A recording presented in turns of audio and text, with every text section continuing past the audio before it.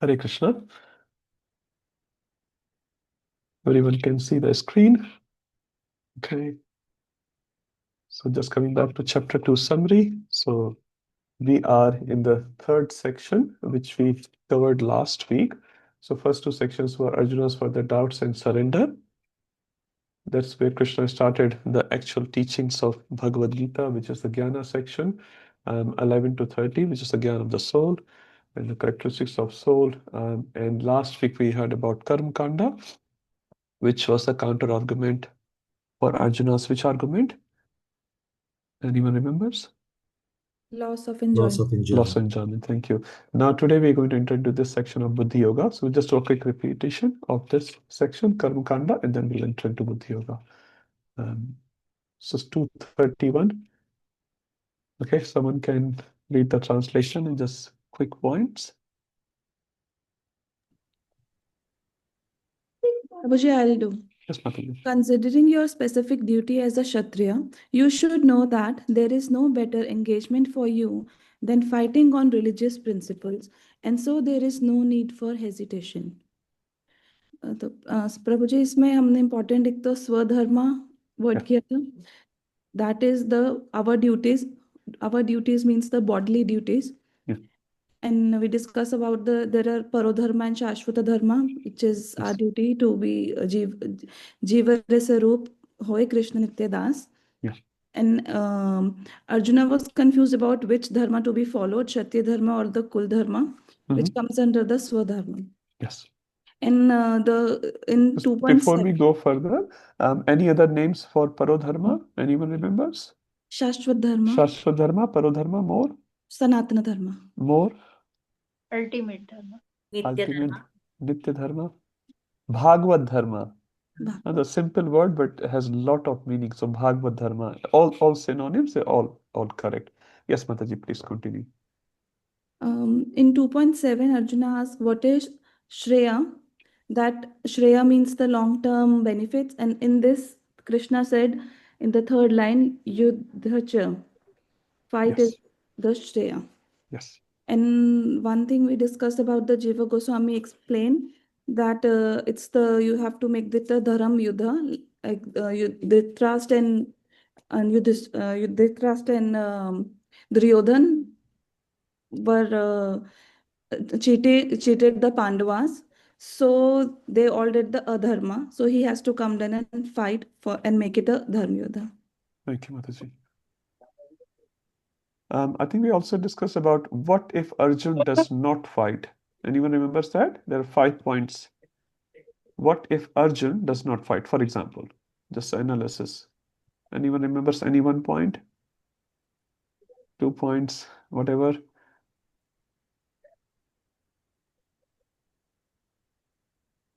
Acharya Nishta Prabhu, you'll remember? Any point, if not all the points. My question is, what if Arjun does not fight? It relates to the whole section, not to just this verse, but we can discuss that quickly because just a revision. So, Kaurva will say him over. Kauravas will say him coward. Yep. Okay. he will incur sins for neglecting his duties, and he will lose his reputation as a fighter, and people will talk bad about him. Okay. That's one part. So take Arjun out of the picture for now. What you said is correct. But take Arjun out of the picture, what will happen? That's what my original question is. What you said is also correct, because Arjun will get bad name and all that. But take Arjun out of the picture. Adharma will come. Victory, there will be a victory with the injustice kind of thing. So okay, so let's start one by one. Okay, if Arjun does not fight, still Yudhishthir might fight, isn't it? Yudhishthir and Bhima may fight, because one soldier going out of the army does not mean the whole army will surrender. Okay, I will not fight. Okay, one main man has gone out. It will be very difficult for Yudhishthir and Bhima to fight. Why? Because Arjun is the main man. He's like commander-in-chief, not technically, but because Yudhishthir is there, he may not be convinced not to fight. Like in this situation, how many people are saying will not fight? As much as we know, only one person, right? Whole army is ready to fight actually. Only one person is saying Indian team, again, I don't know the current team to be very honest, but if Sachin Tendulkar comes out, the captain might be worried how I'm going to win the match. But it does not mean they will not play the match. So Yudhishthir and Bhima will still go on fighting. But it will be very difficult for them to win. Now take the Bhima out, the picture. Yudhishthir will have a big hard time, or other way. If Yudhishthir goes out, it will be very, very hard. And what will be the consequence if they lose the fight? If they lose, there's one possibility. We're not putting Krishna here for a second, just doing analysis here. So if Yudhishthir fights alone or Bhima fights alone, is very, very difficult. Arjun is the main man. One reason for that is, besides how strong Arjun is, Bhima is also very, very strong. But Bhima is good in what? Gada Yudh, club fighting, which is one-to-one fight. But usually when armies fight, how do they fight? With missiles these days. So there's something called Astra and something called Shastra. What does Astra and Shastra means? Anyone knows the difference? Astra and Shastra. Astra means weapons and Shastra means Shastra. No. Astra Shastra and means Astra both protector. means weapon, Mataji. Shastra is different. So Shastra is different, Shastra is different. He says, one who do not follow Shastra, for them there is Shastra. So if you don't follow the books, there's a weapon. And it happens in state government as well. If you are not a good citizen, they will use Shastra against you. They will punish you. So Astra and Shastra. Gauri Shankar Prabhu. Okay, Ayush Prabhu. Sorry, is Gauri going to answer? If then I'll let him. No, he said no. Okay. So Astra means divine weapons, and Shastra means just regular hand-carried weapons. So, for example, a good example for Shastra could be bow and arrow or the Gada, but for Shastra it would be the Brahmastra or something like that, like a divine supernatural level. Okay, I'll keep it very, very simple. Astra and Shastra. Astra, which you throw from far, that means like bow and arrow. And Shastra is something which you are attached to the body like Gada. Gada also you can throw, but primarily you fight with Gada. It's attached to the Brahmastra. So Astra, Brahma ka Astra, Pashupatastra, Divyastra. So they're all Astra, which you throw and kill. Like Arjun is good. Mostly Arjun will fight with bow and arrow. They're astras which you throw from far. Shastra is like a chaku, khanjar, sword, gada. You're attached. They attach in your hand, and then you attack your enemy. In some cases you can throw gada, and that's a different case. So astra and shastra, like that. Arjun has got divyasa. Aish Prabhu is saying they're all astras. They're in astra category. How did I come here in Astra and Shastra? Who was listening? No one was listening. Prabhu, I think you were talking Prabhu, about what if Bhima. Arjun? Okay, what What if if he? Arjun Okay, doesn't yes. So fight? Arjun doesn't fight. Thank you, Harikopal Prabhuji. So if Arjun doesn't fight, so Arjun is actually a main fighter. Even in today's army, armies don't come face to face and they say, okay, chalo hum kushti ladenge. It doesn't happen. It may happen. It doesn't happen usually. You don't win the other armies like that. You need a lot of astras. And who's the man of astra? Is Arjun actually. Arjun is the main man. If you remove Arjun, it will be very difficult for Yudhishthira and Bhima to fight together or alone. Now take the whole army coming out. Whole army coming out. They're not fighting. What will be the result? Who will become the king? Duryodhan will become the king. Is Duryodhan a good person or a bad person? Extremely bad person. So now basically what will happen? Krishna wants to establish dharma, but what Arjun is supporting to establish? Adharma. Right? If Arjun withdraws, the whole army spirit will get out. They may fight. I'm not saying they will not. They may. The possibility is they will fight. But if they fight, it will be very difficult for them to get the victory. And if they don't fight, Duryodhan by default will become the king, which is a very, very adharmic king. So basically, Arjun withdrawing is incurring sin. Why? Because he is actually helping someone to become a king who is a very irreligious person. Very, very irreligious person. What are examples of irreligiosity of Duryodhan? Initially, Duryodhan tried to kill Pandavas silently. When he gave poison to Bhima, was it silent or public? Silent. He did it privately. No one knew about it, like 1 or 2% knew about it, right? Then he tried to kill all the 5 Pandavas, including Kunti Maharani, in Lakshagraha. He's little bit opening up. And then he tried to disrobe Draupadi in front of his father, teacher, grandfather, everyone. Now imagine if such a person becomes a king. what will he do to other ladies? Forget if he can't even respect his own mother, a lady like mother. Huh? So basically, this section, Krishna is clearly saying, Dharmadhi yuddha shreyo anyat. So yuddha hi shreya hai. Huh? Your long-term benefit is in yuddha, because if you don't do yuddha, actually you get pap. Huh? So this section is countering the argument of fear of sinful reaction. But if you don't get involved in fighting, you will get sinful reaction, besides the bad name and all those things. Okay, so this sort of gist of this section. Na vikampitum, Garima Mataji, what does this mean? Vikampan, kampan. Shivering? Shivering, that's right. So na vikampitum. You should shiver or not shiver? Not shiver. You should not shiver, huh? When the pressurizing situation come, we should shiver in life or not shiver in our life. Should not. Huh? Not shiver. And this Shastra helps us. Why? Because this Shastra makes our intelligence strong. We remember all the past time which has happened to those devotees. I'm not the only one who is suffering. I'm not the only one who is going through the tough time of life. Many has gone through. Many devotees have gone through. And when they go through the tough time, what do? Vidura went through tough time and he thought, oh, thank you, Krishna. When Duryodhan threw him out with so much insulting words, Vidura said, thank you, actually. I don't have to get involved in the battle. He was happy. So it says some people find opportunities in every problem. Some people find problem in every opportunity. So which party we are in? Huh? We want to find opportunity in each problem or problem in each opportunity. So it's the way we look at the life. Huh?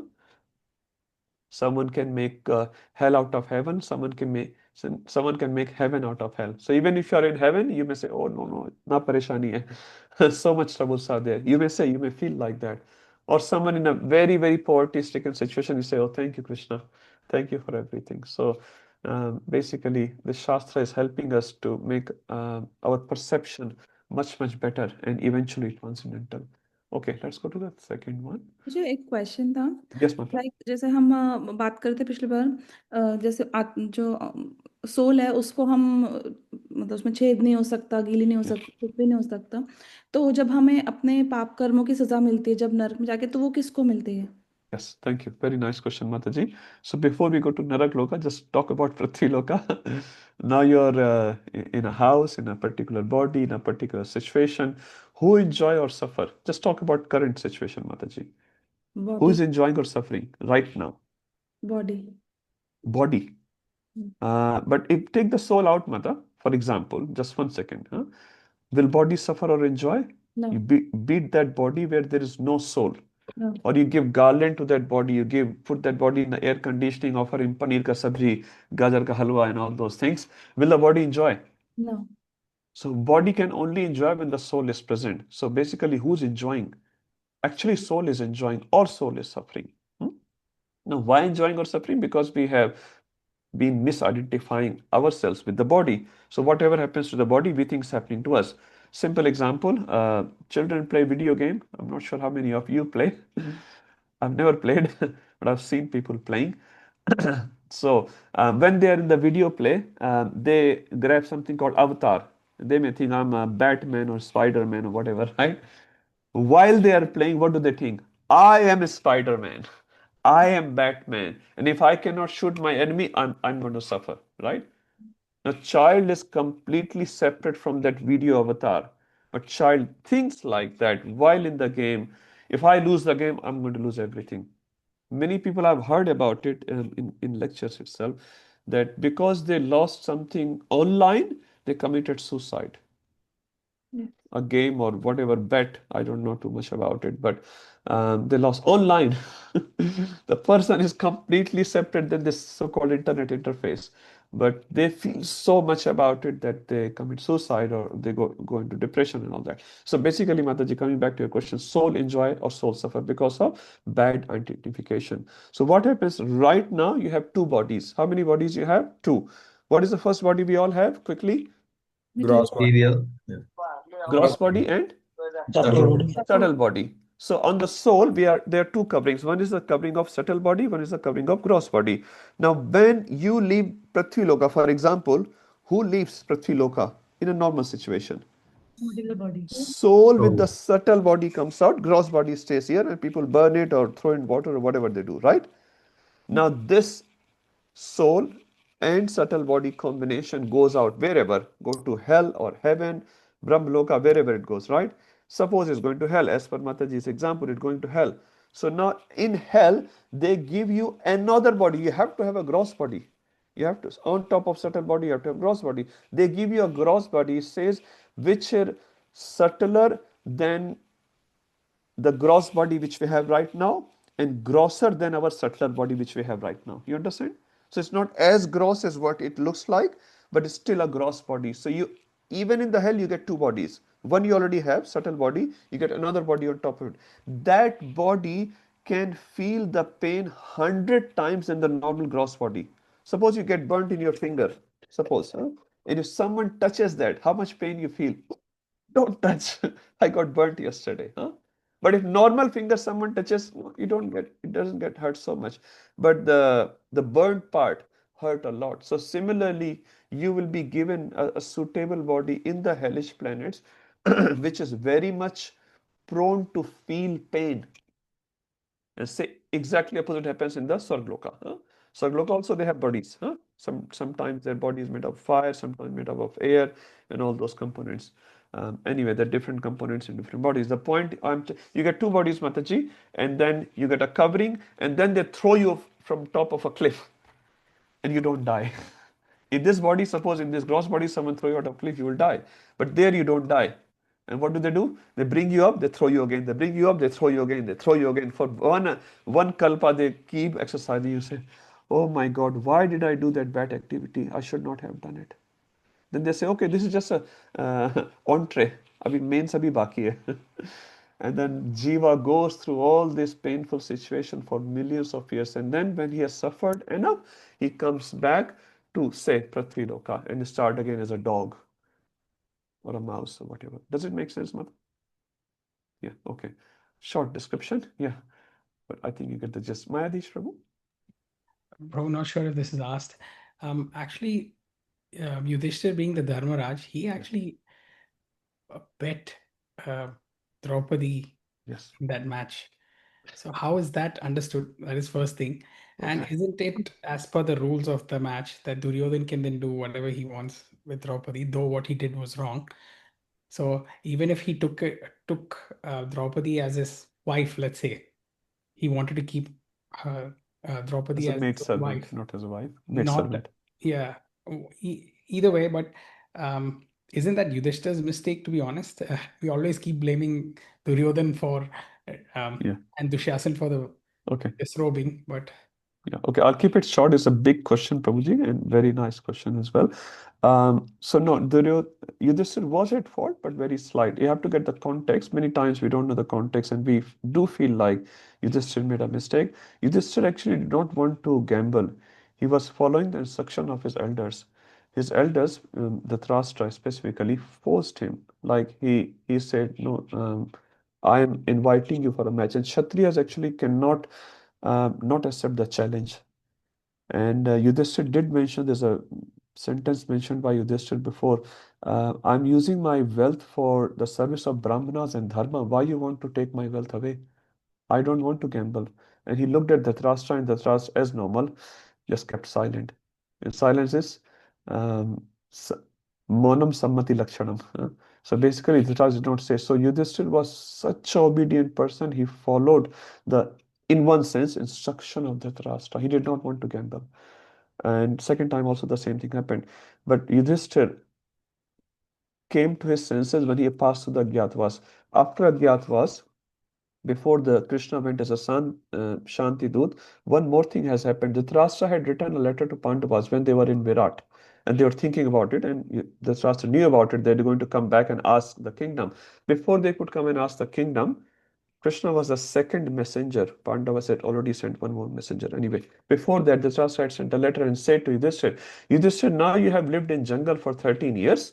Now, what is the point of coming back? This sansar is all entangling, and you have already taken vanaprastha. Then why you want to come back to Rajya? So he's advising Yudhishthir for not coming back based on dharmic principles. Now, if Yudhishthir could have turned back the letter to him, Uncle ji, what are you doing there? You already go into Vanaprastha, you're still in the Grihastha ashram. Anyway, Then Yudhishthira replied with the messenger, no, we are Kshatriyas, we are young, and at this point it is our duty to be a king. So basically what I'm trying to contrast here, before the 13 years, Yudhishthira was extremely obedient, and after 13 he's still obedient, but he understood someone is cheating him. Huh? So that's the first point. Second point, Krishna through one Leela, good or bad, is trying to teach so many things, so many things. Many times some people blame Yudhishthira saying, if Yudhishthira can gamble, why can't I? But the point Krishna is trying to make, if a person like Yudhishthira, while gambling, uh, can be drifted away, who are we? He is a Dharmaraj. So many lessons Krishna is trying to give. In Draupadi, Vastrahara also, there's so much here.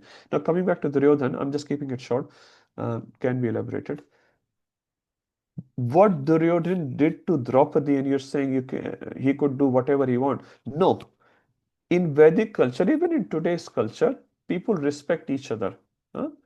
You cannot mistreat even your maid servant the way Duryodhana treated. Have you ever heard any other instance in any Vedic culture, in any Vedic book, when a lady was insulted like this in front of around 64 lakh people, including his father, grandfather, spiritual master, everyone in that assembly, and no one saying anything? You would have never heard that. So, short answer, no, Duryodhana could not do anything what he wanted to. In private, okay, what can we say?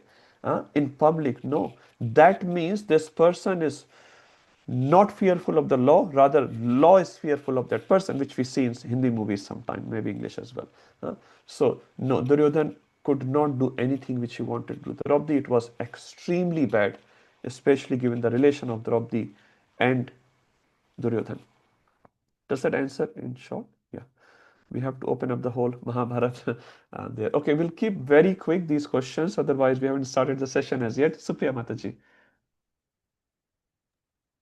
Prabhuji, as I heard, people say that if Draupadi could not say अंधे का पुत्र अंधा, महाभारत नहीं होता.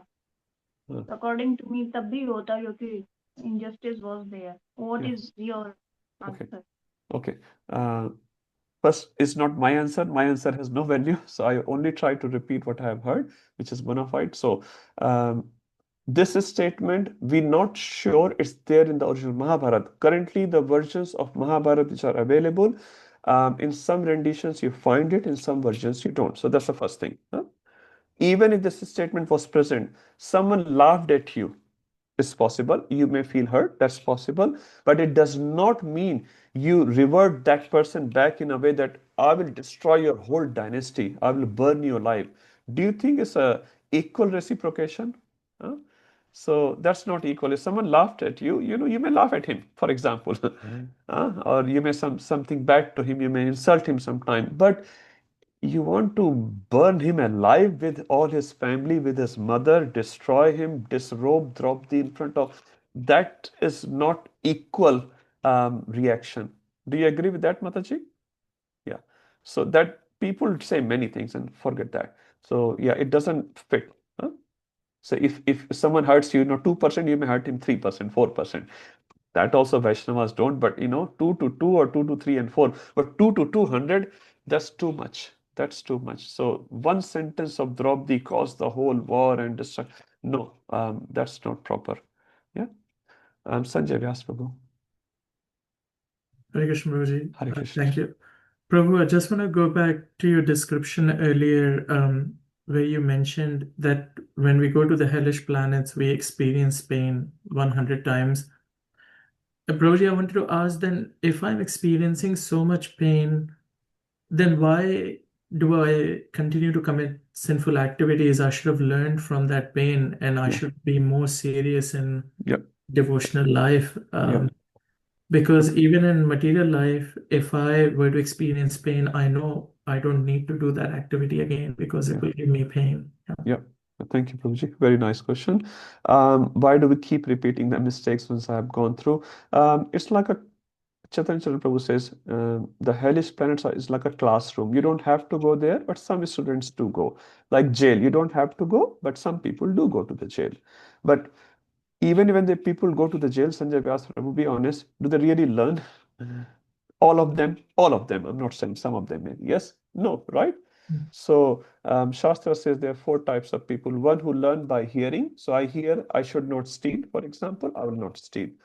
One people learn by seeing. I'm seeing this thief is suffering, police is beating him, he's going to jail, he's getting disrespected, I should not steal. Third person, they do a mistake, then they get beaten up, then they learn. And the fourth type of person, they do the mistake, they get beaten up, they get disrespected by the whole society, they still don't learn. Jail mein aana jana laga hi rehta hai. Sorry to say. So we are many times, and not all of us, I can say in general, fourth type people.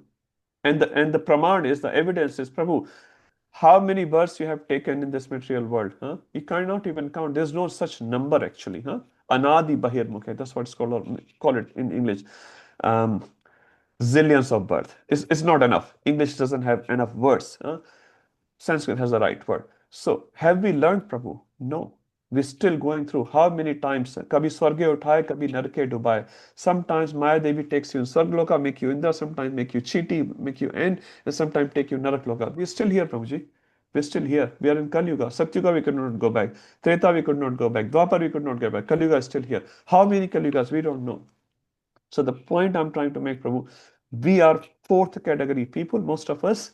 We are so conditioned to this conditioned nature, we don't want to go back. There's no such desire. Even in this, but how many have a serious desire of becoming a devotee? I'm sorry, I don't have. I don't have. I don't know how many of you have. Initiation and sannyas initiation, double, triple initiation, but the desire to enjoy and control just does not go.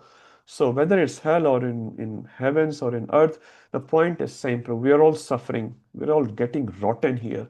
Every day we are getting beaten externally or internally, but we still do not learn the lesson. The enjoying spirit does not go. So we don't learn, and unless we learn, you don't pass the exam, you don't become a doctor. That's what it is.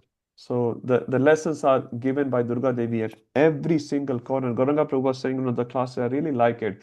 He said in this Prakriti, in material nature, every kern is being injected with millions of dukkhas. Every atom can give you millions of dukkha. How many type of pain, Sanjay Vyas Prabhu, we can experience with this body, which we trying to enjoy actually. Our finger can pain in 100 different ways. How many ways you can give it sukha? Put in a soft gadda, put in a flower. How many ways you can make this finger sukhi? But how many ways you can make this finger dukhi? Unlimited ways. I don't want to mention it, right? So whole body. Bottom line, we don't learn the lesson. So till we learn the lesson, it doesn't happen. What happens? Just one more thing. So we learn the lesson temporarily and then we forget. Shastra says, or Purana says there are 3 types of detachment we get. One type of detachment we get, it says after male and female come together, after that activity, they get detached. Kuch nahi rakha hai. Once they go to a funeral, they get detachment. Oh, kuch nahi rakha hai. And the third time they get detachment after hearing a good katha. How long does that detachment stay? Be honest. We go to someone's dead body and we really feel after coming back home, while coming back home, we started thinking, oh, there are 100 activities needs to be done. Ani ani bhutani gachanti amalyam, shesha sthavare chanti, kim ascharyata param. The most surprising thing in the world is, we think everyone is dying, but I will not die. So, Prabhu, we are so conditioned. Okay, let's stop here if that helps. Thank you. I'll take other questions later if that's okay. Let's start the discussion. 232. Very quickly, just pick up the Sanskrit words. What does it mean? Anyone? Okay, I'll start maybe. Otherwise, Anand Prabhuji, you can say something quickly, just on these 2 lines. No translation.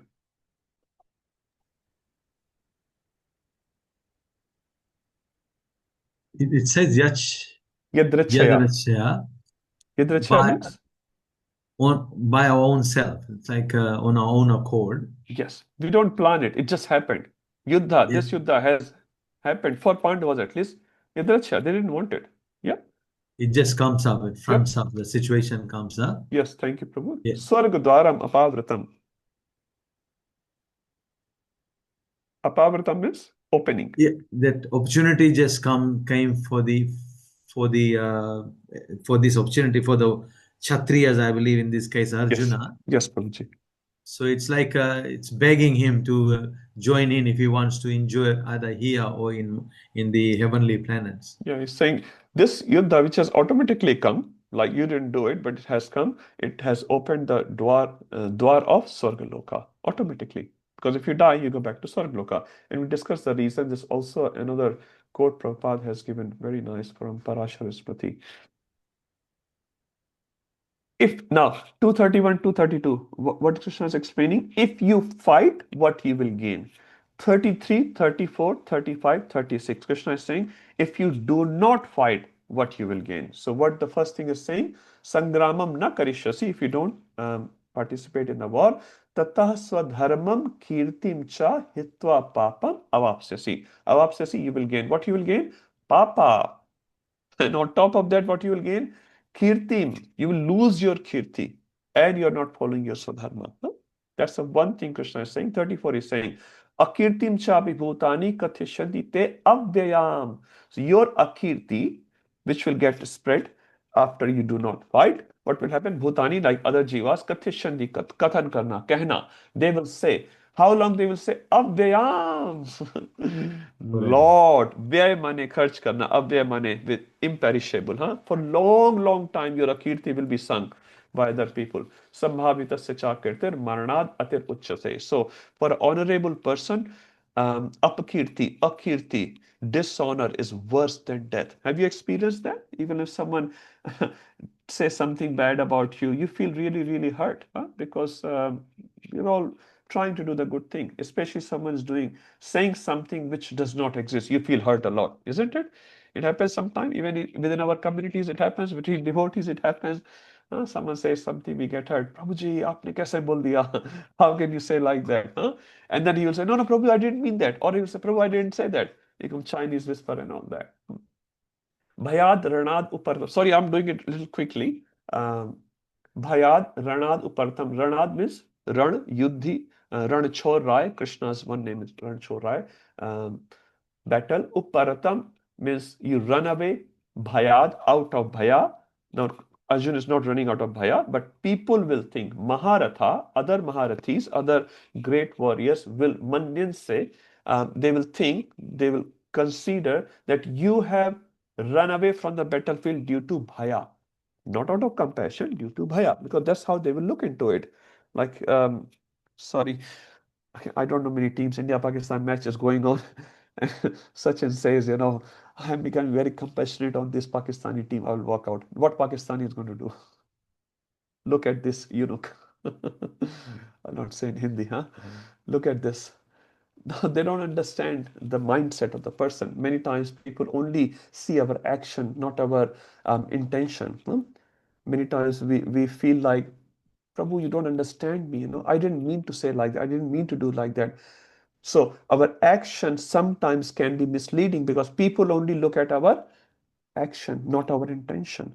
And person who understands you say, thank you, Prabhuji, for understanding me. You are the only one who understands me. Sometimes we find these things because people generally look at our action. Through action, they make perception. So there's three things: intention, action, and perception. So we have an intention. Through the intention, we perform an action, and through that action, people get a perception. So we should perform our action in such a way that people do not perceive bad about us. Now, people may still perceive. Nothing much we can do. As far as your intention is correct, action is correct, as per Hari, Guru, and Vaishnava, people may feel bad. People also find fault in Mother Sita, in Krishna, in Lord Ram.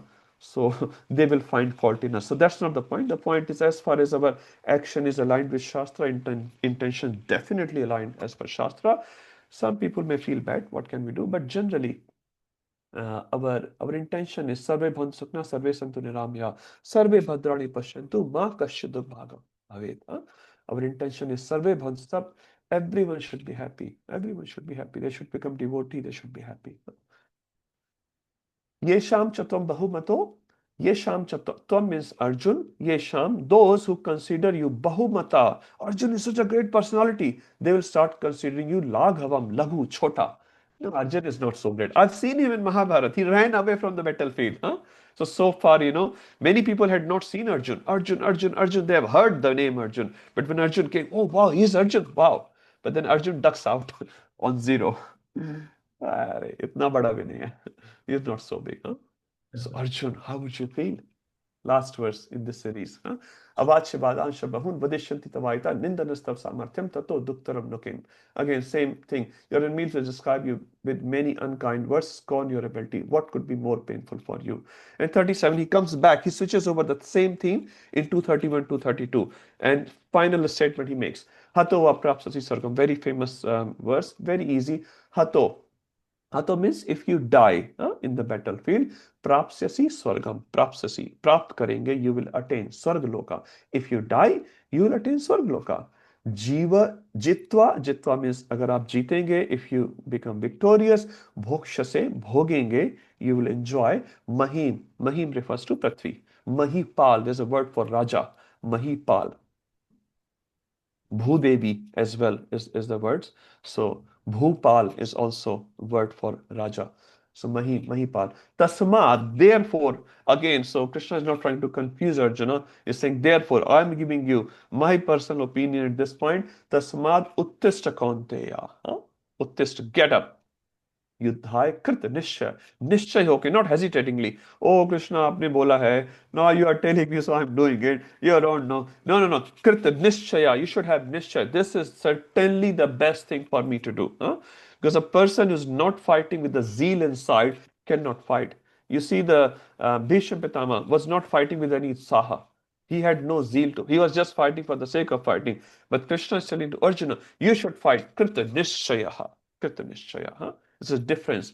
For example, when you go to the hospital, nurse is serving you, for example, and doing some seva for the patient. Nurse is serving as good as mother. Nurse is just ticking off the box. She's there for a few hours. She will serve and she will get some money, and that's fine. But she's not. When a mother serving a child is sick, mother is serving, she will do everything to take care best of her child. Isn't it mother or father? Because they are the best suhurad of the child. Krita nishchaya. There has to be nishchay in the mind. Did we do this verse last time? I don't remember. Yes, Prabhu. We did it. Okay. This is very nice verse. Sukh dukhe samay kripta labha jaya jaya. Who can say that? Very simple. Upendra Prabhu.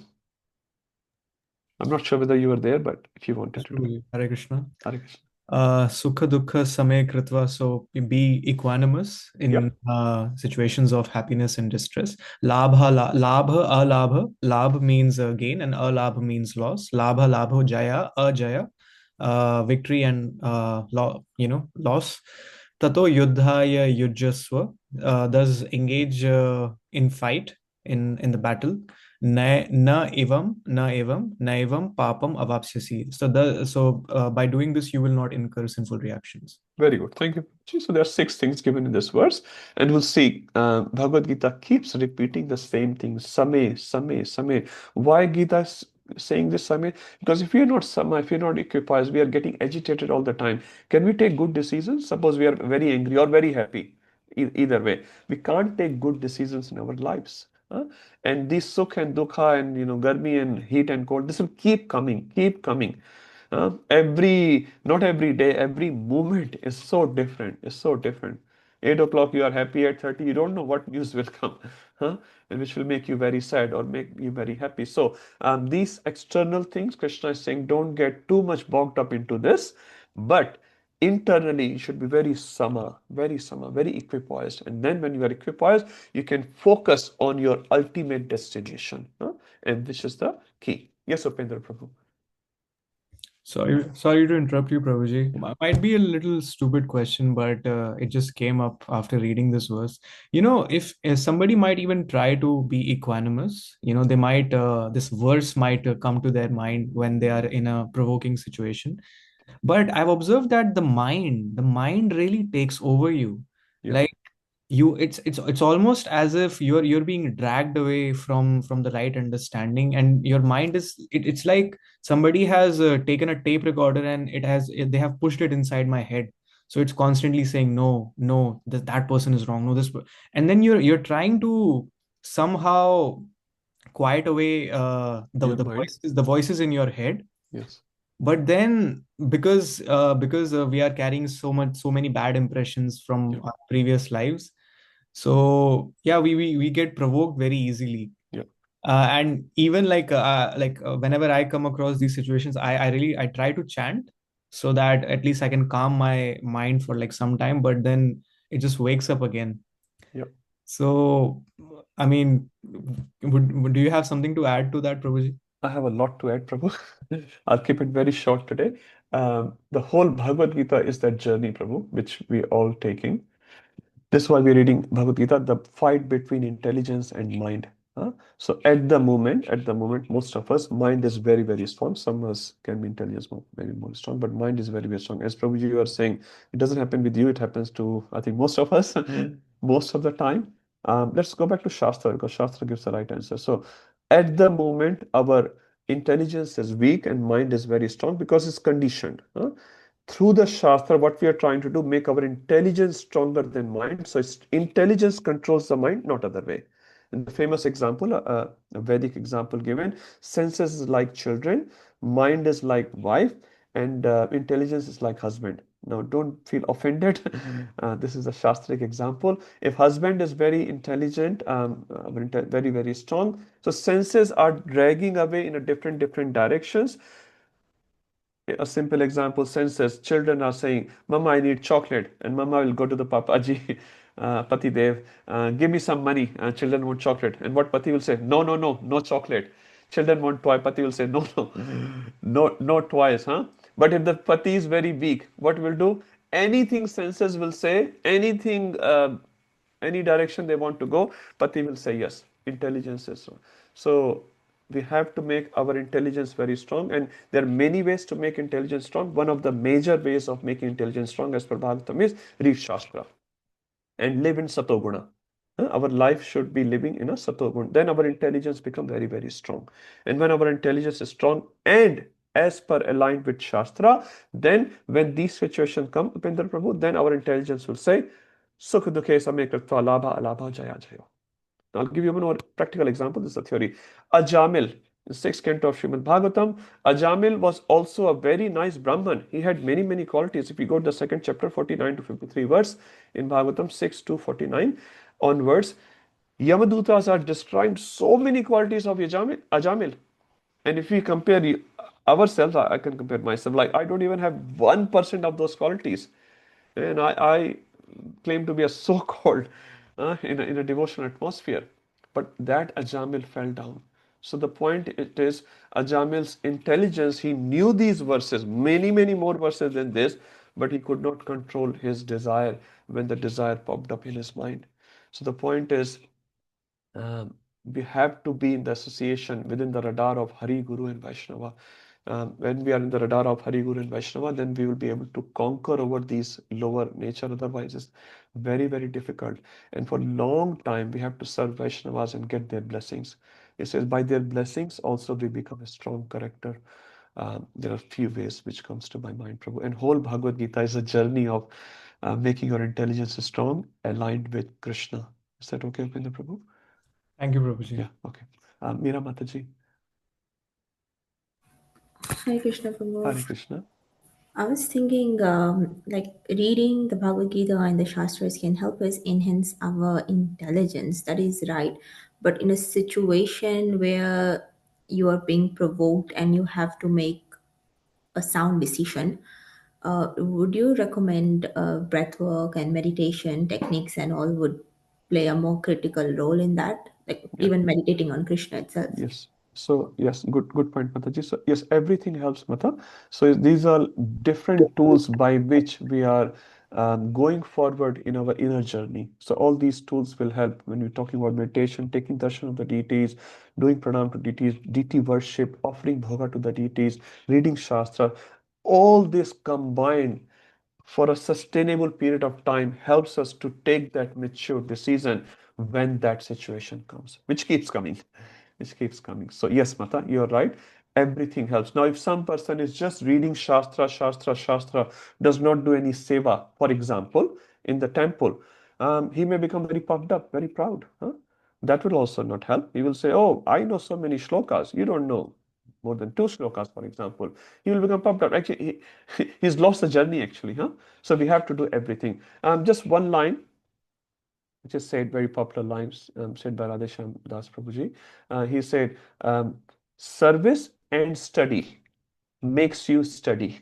Service, devotional service, some practical service for Krishna or for Guru or for devotees, and study, S-T-U-D-Y, which we are doing. Study of Prabhupada books, Bhagavad Gita, GBC, Gita, Bhagavatam, Chaitanya Charitamrita will make you study, S-T-E-A-D-Y. So if you want to be study and seva, service. Thank you, Meera Mataji, for making that point. Very important. Okay, let's go to our next section, which is 39 onwards. I'll just open this quickly. So this is the third section which Krishna is explaining. So first one was Jnana, then the Karma Kanda, then Buddhi Yoga. Now Buddhi Yoga is also synonym with Nishkam Karma Yoga or Karma Yoga. We'll describe those terms as we go. So now Krishna has just described Karma Kanda. What does Karma Kanda mean? You follow the instruction of Shastra to get something. You do some yajna to get a result. Dasharat performed Putra Kameshri yajna. It's perfectly fine. It's Vedic, right?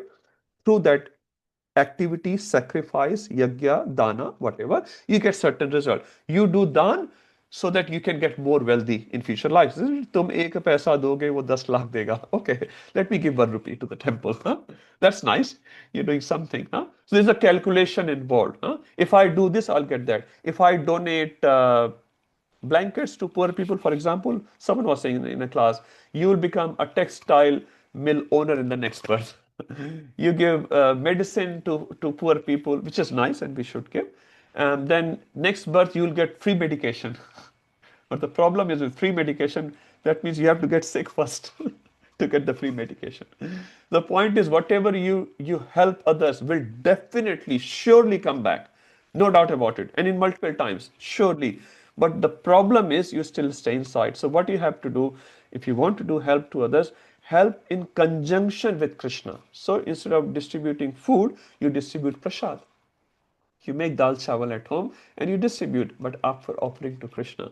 You offer some Lakshmi to poor people after offering to Thakurji. Thakurji, it's your Lakshmi. I'm giving your Lakshmi to your other children. So that way, if you do, you don't get into karmic cycle. Rather, you get devotional credits. So that's what it is. So now we are going to read Karma Yoga section. Now, Karma Yoga has multiple names. Depending on the context, will define the meaning. So this section will go from 39 to 53. So let's start this section and we'll start expanding on it. Okay, 239. Who would like to read? Srinivas Prabhu? Would you like to read?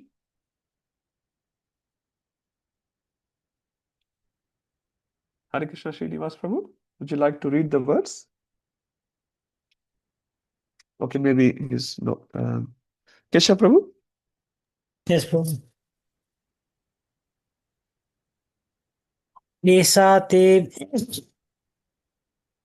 एषा ते विहिता साख्यं साख्ये Sankhe. It is साङ्ख्ये Sankhe. बुद्धिर्योगे तु मा शृणु बुद्ध्या युक्तो यया Partha कर्मबन्धः प्रहास्यसि.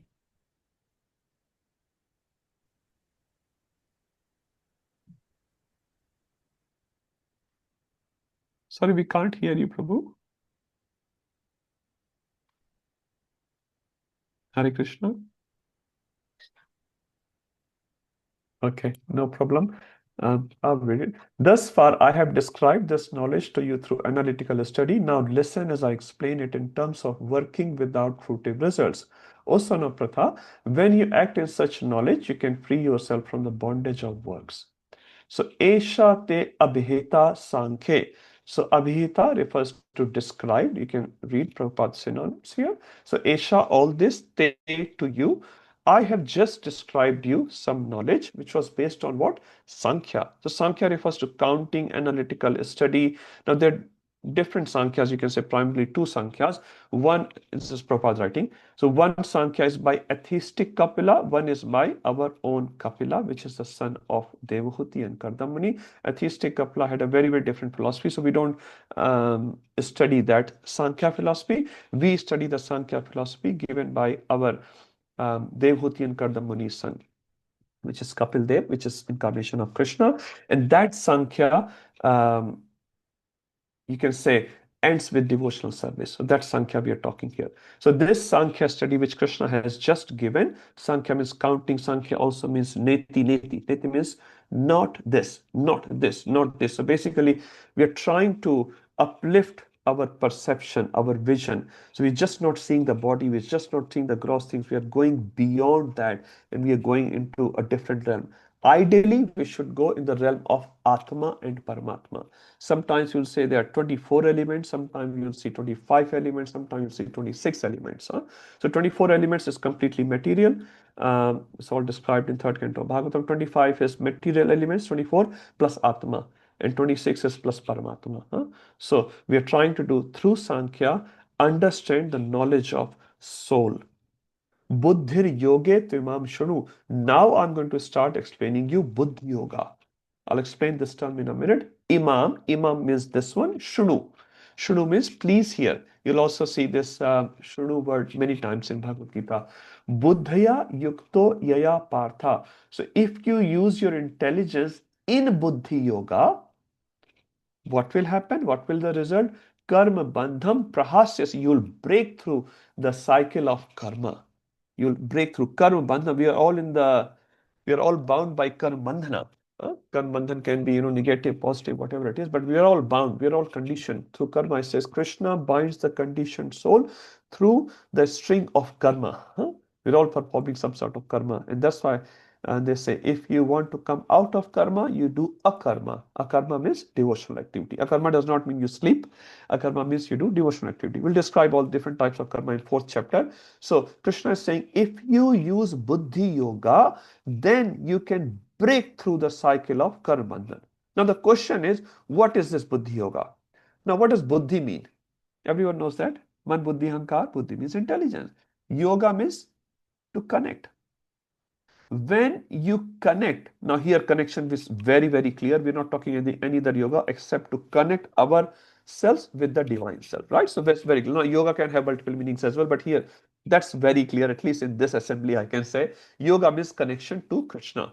Now, when the connection to Krishna is happening through your buddhi, that's called Buddhi Yoga. Krishna will say in 10.10, many of you may know that words.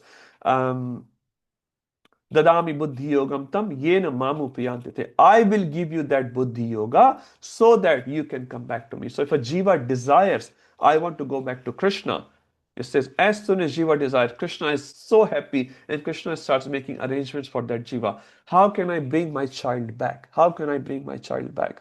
It says by mercy of Krishna we find Guru, and by mercy of Guru we find Krishna. So it's both going together.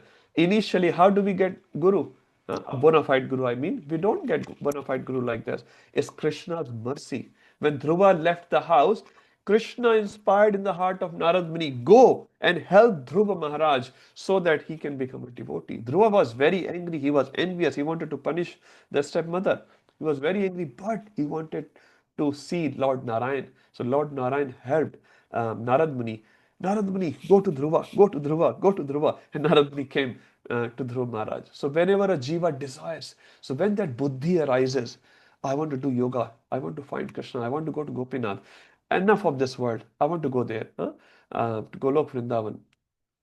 So that is called Buddhi Yoga. Now Buddhi Yoga, again, depending on who's translating, can be taken as a simple Karma Yoga, can also be taken as Bhakti Yoga.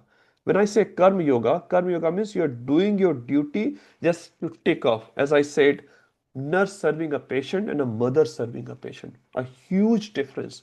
Nurse can also give medication, mother can also give medication, but with the medication, mother gives the blessings. Mother prays to Lord Narayan. Mother Yashoda is praying when he saw the wish Brahmanda in the mouth of Krishna. Hey Narayan, please protect my child. Mother Yashoda is praying for Krishna. So our mother, father, our friends, family members, devotees, they pray for us. There's a huge difference. So when I say karma yoga, this person does not have enough maturity as yet to please Krishna. But when I say bhakti yoga, the person has enough maturity through the karma activity. He is trying to please Krishna. Very simple example. You all go to work, whether you are a student, whether you are a grahastha in that sense, we all going to work. And you offer some result back to Krishna, to Gopinath, right? I'm sure everyone gives some donation. They should. Shastra says at least 10% we should give. If we don't give that much, then pap is present in the dhan. Although you may have earned the dhana with full honesty, please take 10% out. It's for Gopinath. You may give 5% today, 5 tomorrow. That's up to you. But the point is that dhan should be given. There's so many benefits of that. Anyway, not of that. Yeah, but we should do that activity. So when we're talking about karma yoga means this person is trying to connect with the divine. He is doing his karma. Now, karma has also many meaning. One meaning which I'm trying to give here in karma yoga, karma means doing prescribed duties. What does prescribed duties mean? Prescribed duties, the psychophysical nature person has got from his birth. Let's talk about this birth. So from the birth, each person will have a different psychophysical nature. He would like to be situated in a particular varna and a particular ashrama. Now, varna is for external, ashrama is for internal. We'll define that when you go to 4th chapter. So, varna and ashrama. So, a person at birth will have a particular psychophysical nature. As per that psychophysical nature, he will be situating himself in a particular varna and particular ashrama. And for that, there will be some prescribed duties. So, when a person does his prescribed duties and offer the results to Krishna or to divine. Suppose, don't say Krishna as yet, for example, he's trying, there's some higher being, there's some divine being, I want to connect to that. Very nice. This is called karma yoga. You're still doing karma, and through the karma, by giving the result, you are trying to connect to the divine. What's the difference between a bhakti yogi and karma yogi in this context? Bhakti yogi does not offer the results after the activity, he offers the result before the activity. Sanjay Vyas Prabhu coming to my house, he likes pizza. So when he's coming to my house, suppose, for example, oh, Sanjay Vyas Prabhu is coming, let me make pizza. He really likes it. Because my purpose is to please this Vaishnava. And I'm so excited when he's coming, I will make pizza and whatever else Prabhuji likes, right? So this is called offering the activity, offering the fruit of the activity even before the activity. So before making pizza, my mind is always excited. I'll make this, when my brother will come, when my son will come, a mother is always excited when you go to India, all the mothers, when a son or daughter goes back to India, all the mothers have a big list. My baby likes this, my baby likes this. And they will have a list of 100. I used to go to India, my mother will have a big list. And then I'm leaving, but I could not even make 10% of what I thought. She will always say like that I could not serve you properly. That's the love of a mother. And she will make all the big plans. Will hardly able to do anything because when you go to India, you're so busy. But this is love.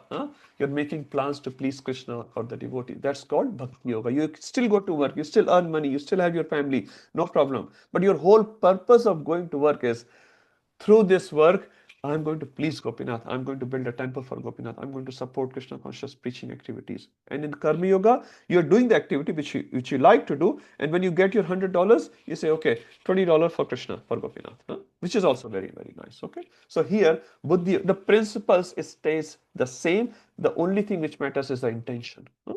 So here Krishna is not talking himself as a first person, not talking, Sarvdharmanu Pratija Mamekam Sharanam. He's not talking it. He's just saying Buddhi Yoga.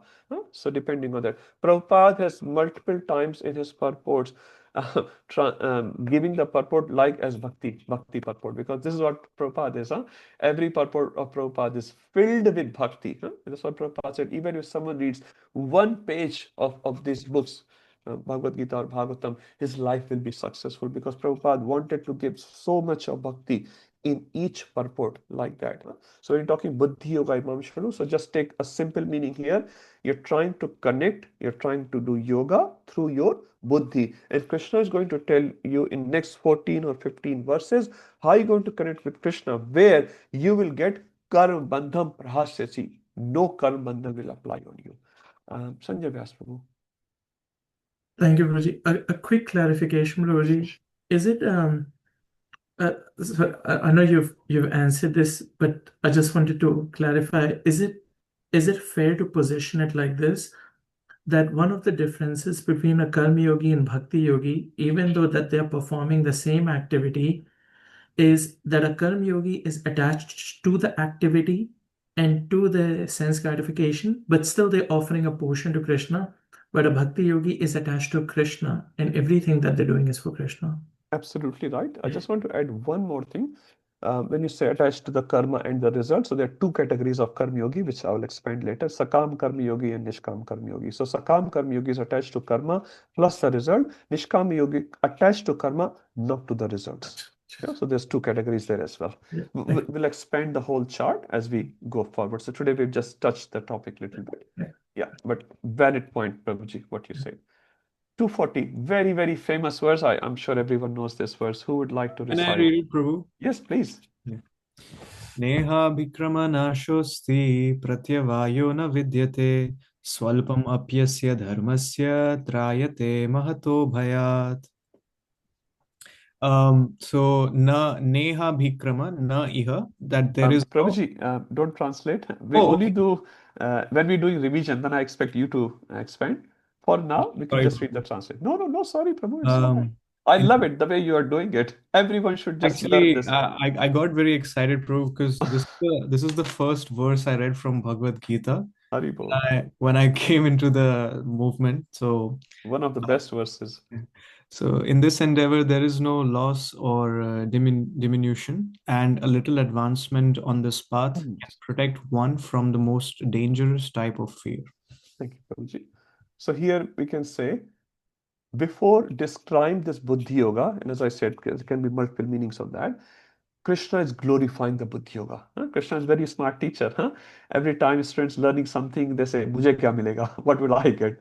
So Krishna is a smart teacher, is glorifying Buddhi Yoga before he gets inside the steps of Bhakti Yoga. So he's saying this verse as a principal verse of glorification of Buddhi Yoga, saying, whatever actions you perform under this umbrella, the result will be eternal.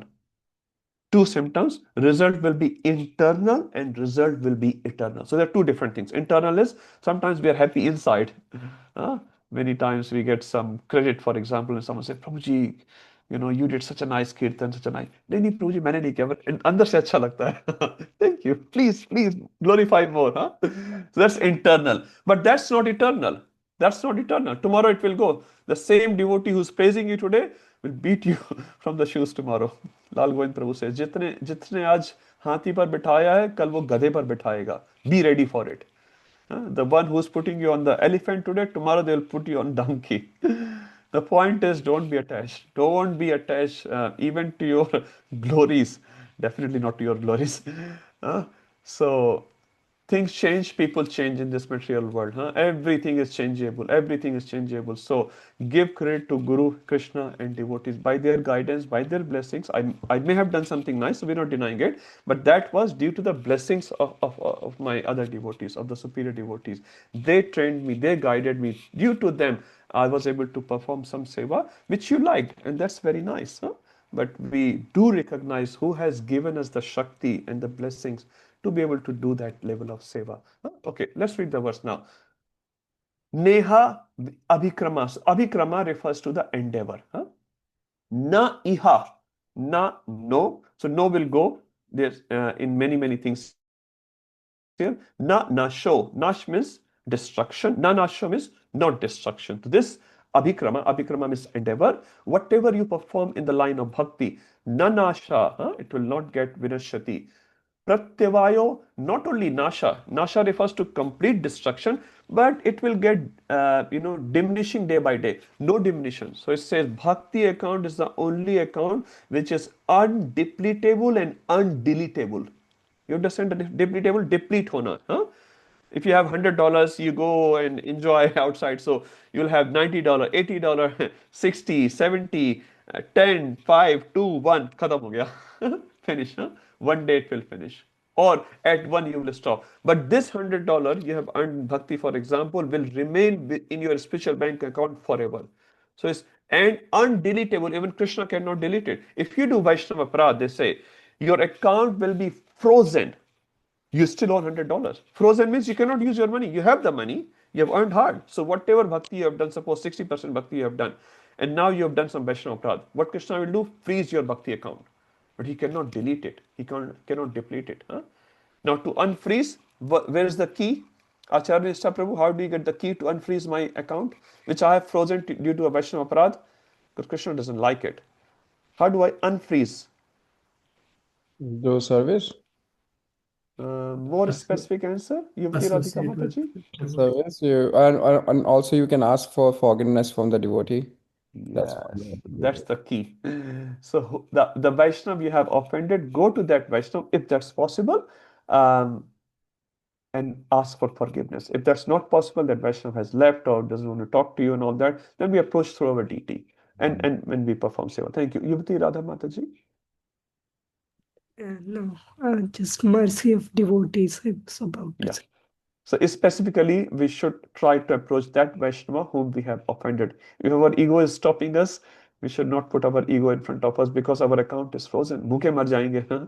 We'll die out of hunger because Krishna has frozen the account. Krishna has authority in the bank. He is the CEO, and he can freeze our account. Huh? He is not taking the money away, but he's saying, no, you are not eligible to receive this money right now. You are not in a right mindset. Huh? First, get your mind right or release your money. Ayush Prabhuji? Prabhu, how if you're not sure whether you have offended a devotee or not, or you don't know in which particular devotee you have offended, but you know that kuch to aparadh, like you're not very sure. Yes, How yes. do you how do you deal with that situation? Very nice. DTs. That's why we should have, my Guru Maharaj always said, have very strong connection with your local temple DT. Very, very strong. Gopinath is our shelter. Gopinath can tell you, if he likes to, in your heart, that this Vaishnav you have offended, this service you have not done correctly, these devotees are not pleased to you. Or if he doesn't like, he may not tell you. But if he sees your heart is humble enough by now, then he will release your account. Because you don't know, as you said, and it happens many times which devotee we have offended.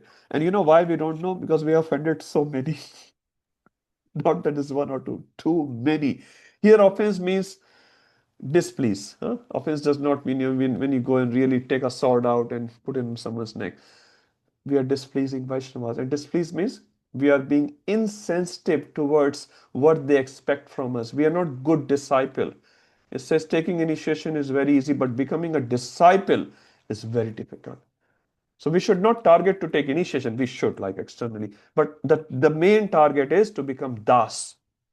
My guru is my everything. One time a village person came to Bhakti Siddhanta Maharaj in his matha and he said, Maharaj, I want to join your matha. I want to join your ashram. I want to live here and serve Krishna. So Maharaj said, okay, I'm a bit busy. Can you write in this piece of paper what's your name, what's your father's name, which village you come from, and what's your purpose and all that. And he took the piece of paper and he wrote one line and he gave it to Bhakti Siddhanta Maharaj. Maharaj said, "Itni jaldi likh liya?" So soon you have written. Maharaj opened the piece of paper immediately, within seconds he said. And in the paper it was written in Bengali, I'm putting in English. He said, my parichay, my introduction is, I am Guru Das. I don't know anything else. Bhakti Siddhanta Maharaj said, welcome to Matha. So we take initiation, but we forget what's our parichay. We are Guru Das. Someone went to Prabhupada and said, Prabhupada, after initiation, that day, you get different names and sometimes people don't like their own name. So he went to Prabhupada, Prabhupada, I don't like this name. Prabhupada said, that's not important what your name is. The important part of your name is you are Das. That you are not complaining about, that you are not mentioning about. You're just mentioning about aage kya hai. We all like to change our name when we come to ISKCON. Huh? That's okay. But we are Das. We are trying to become Das. And if you're not becoming Das through devotional service, what's the fight? We have come here for bhajan and now we are fighting with each other. What is the purpose of coming to this society? To do bhajan.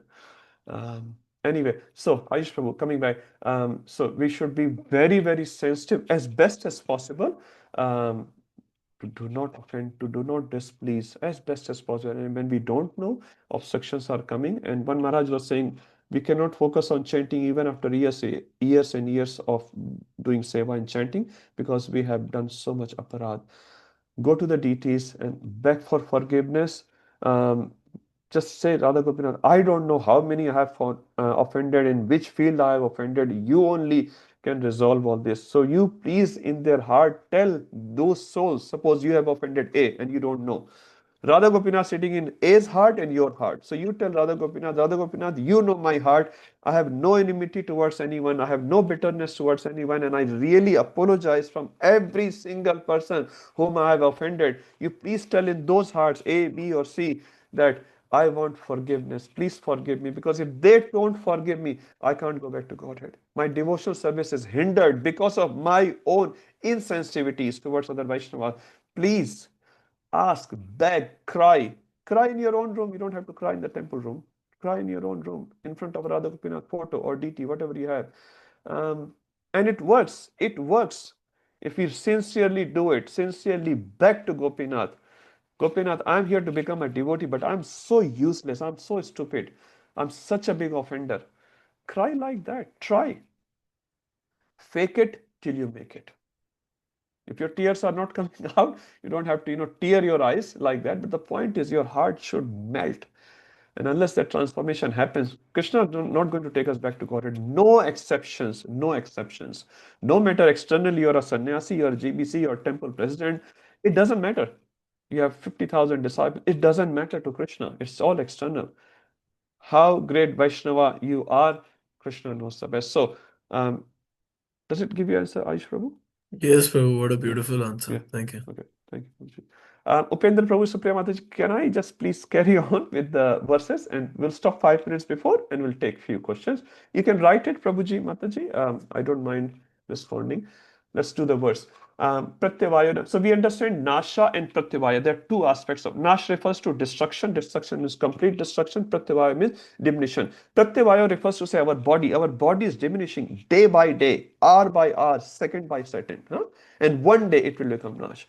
But on the contrary, devotional service performed by this temporary body, the Maharaj said, although this body is temporary, but the benefit which we can achieve out of this body is eternal. So why don't you take the benefit? Why don't you take the benefit? Why are you wasting your time in rubbish things?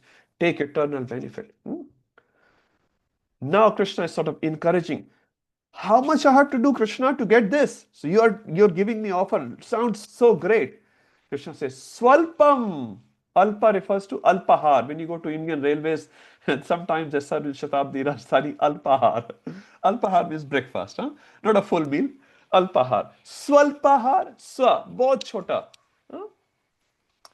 Swalpam apiyasya. Even if you do smallest activity, you just pray for a devotee. This devotee is sick. Krishna, I pray for this devotee. Just by praying for a devotee, praying for another soul, even praying for your own soul, you can pray for your own soul. Krishna, please be kind on me. Bhaktivinoda Thakur keeps saying, Amara chitte sada pape rate. What's that word? Sanjay Vyas Prabhu? Amara Hirdaya Sada Pape Rata. So something like Bhaktivinoda Thakur writing, 7 Goswami writing, Amara Hirdaya Sada Pape Rata. In my Hirdaya, in my mind, I'm always thinking about pap. Not Bhaktivinoda Thakur is not thinking, but we are thinking. Kichu nahi mora guna. I have no qualification, Gopinath. Gopinath, please be merciful on me. Gopinath. Mama nivedana suno. Vishaya chadiya. Beautiful bhajan. So please pray to Gopinath. Swalpam apiyasya dharmasya. Dharma here refers to devotional activity. Dharma, as I said many times, can have multiple meanings. Here, dharma refers to any activity which is devotional in nature. If you perform even a smallest activity, trayate mahato. Trayate words comes from deliverance. So mantra. Manah trayate iti mantra.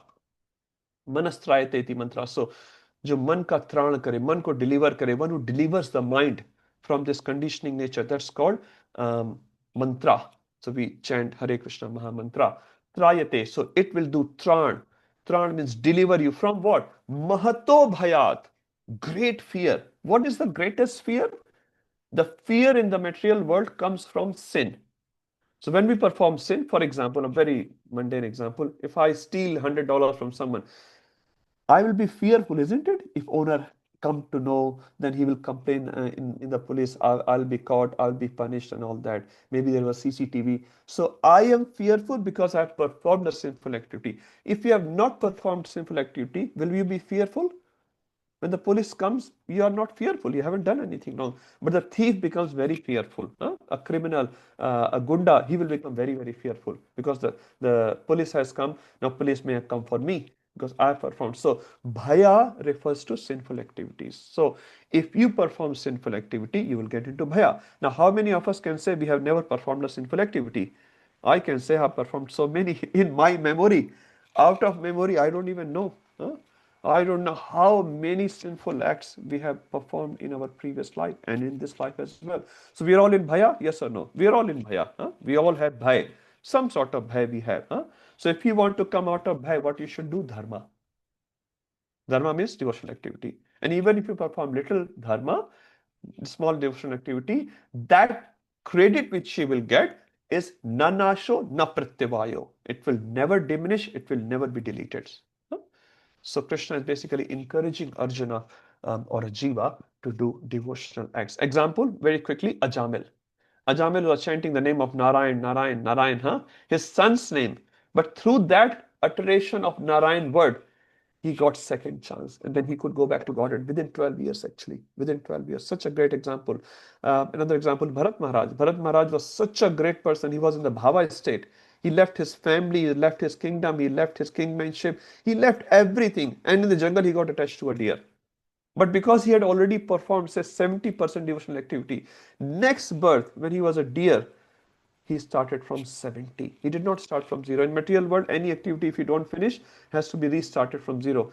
Suppose Upendra Prabhu is studying in a uni, he has 10 exams to give, right? He fails in one exam.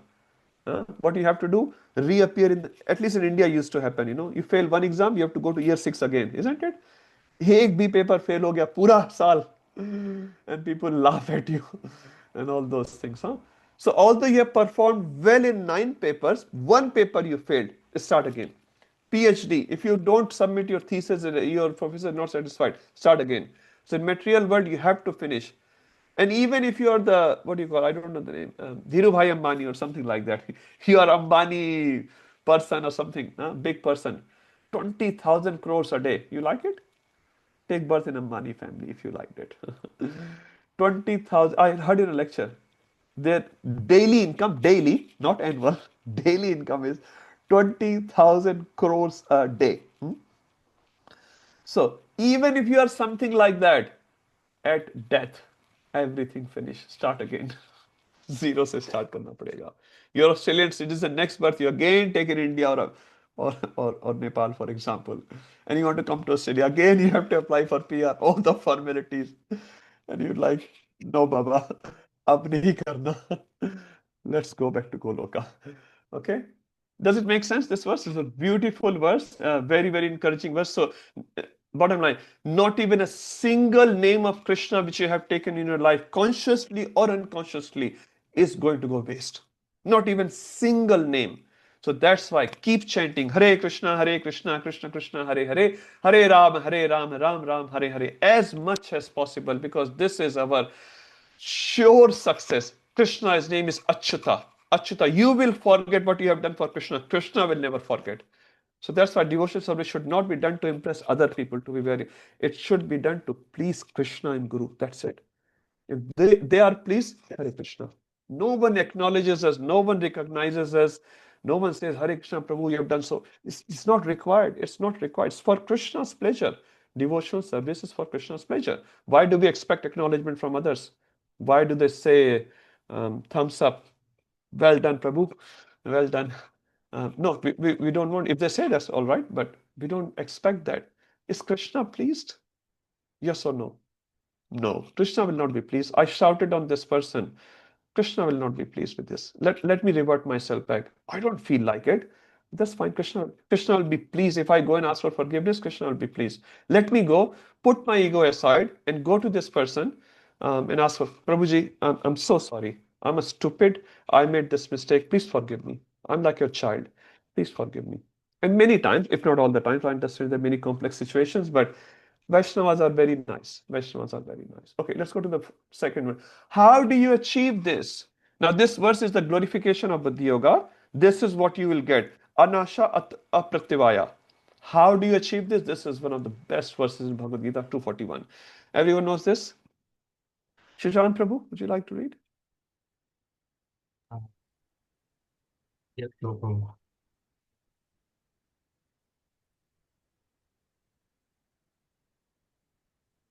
Ya Vishaya Tamik Buddhir Ikha Guru Nandana Bahusakha E Anastasya Buddhayo Vyaya Yanyam.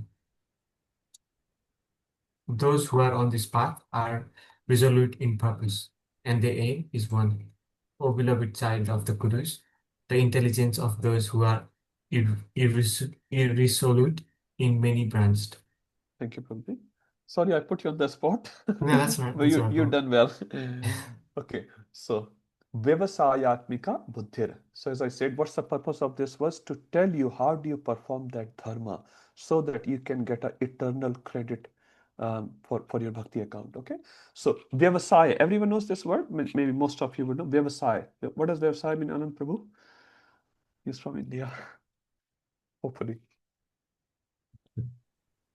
Vyavasaya is business, bro. Thank you, Prabhuji. So Krishna is talking about business. Everyone loves it, na? Business. Business means profit. Paisa, dhanda. Everyone loves profit, huh? I love profit. Why not?